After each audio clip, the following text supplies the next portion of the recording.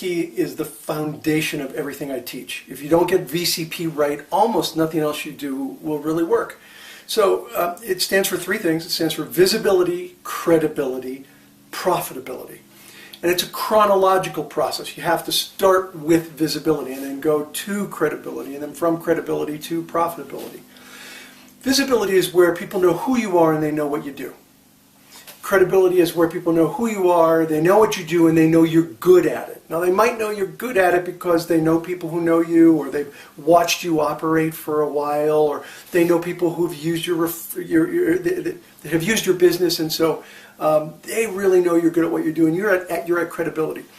And then, after you get through credibility, you can get to profitability, and profitability is where people know who you are, they know what you do, they know you're good at it, and they're willing to help you in some way. So profitability doesn't always necessarily mean cash. It means that you have a profitable relationship, a give and take, that you're helping the other person, they're helping you. It could be a referral in business, it could be a referral for a job, it could be an idea or information. So it's a reciprocal relationship of some kind. Where everything really goes wrong is when people try to jump over the process and they meet somebody and they're not even at visibility. I mean, I've met people at networking events.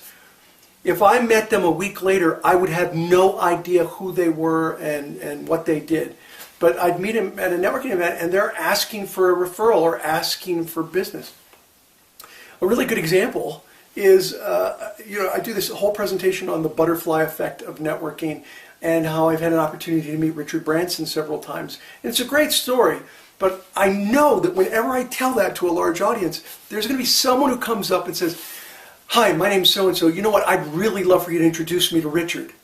And that happened, it happened not long ago, where they're like, "I've got this great service, it's a marketing service that'll help with his credit card processing, and he would be perfect, and this would be perfect for him. Would you give me a referral?" And I looked at him and I said, "I'm sorry, my name is Ivan. What was your name again?" And it was the kind of a pattern interrupt was my goal, was because they were on this roll, they were selling. We weren't even at visibility, forget about credibility. And they're asking for this introduction, and there's no chance in hell I would give somebody a referral to someone like that when I don't know anything about this individual. It's just not a chance. Plus, the fact that I need to be at really strong credibility with somebody to give them the referral. And up until recently, I don't think I was. And so I was barely at visibility with Branson. And here's somebody that I have no visibility with who wants me to make an introduction. Not going to happen. No chance. And that is done often. And that's why a lot of people don't like networking. They kind of, this will really date me, they kind of view networking like Herb Tarlick. You remember the salesman from WKRP in Cincinnati? He's always in the plaid shirts. "Hi, I'm Herb. We should be doing this. We should be doing that." And they view networking like that. And I understand why. Because that's really not relationship networking. That's just selling.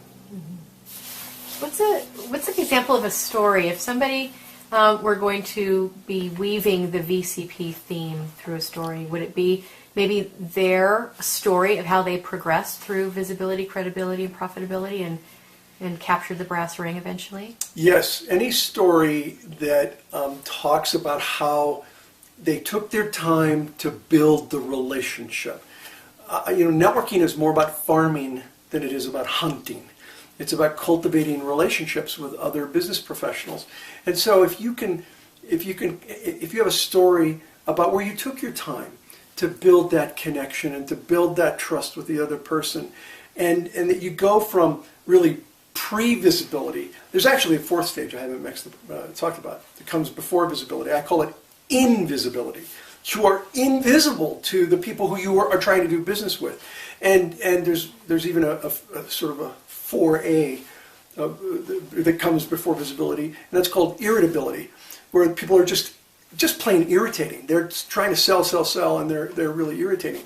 So what you want to do is tell a story about how you went from simple visibility with someone where they really just kind of knew your name, and then built that relationship where you were very visible. They knew who you are and what you did, and then how you established credibility. That's really the key. And people say to me, how do you do it? Well, it really depends on who you're talking to. You establish credibility differently depending on what the needs of that individual are. So the best way to establish credibility is to find a way to help someone. If you can find a way to help someone by asking them questions and finding out what's going on, and by the way, by help someone, I don't mean sell them your product or service. I mean genuinely find a way to help them. That's a great way to create credibility. And then once you have that credibility, then people want to help you, and they're going to want to pass you business or give you a referral that's of value to you, and you of course will do the same.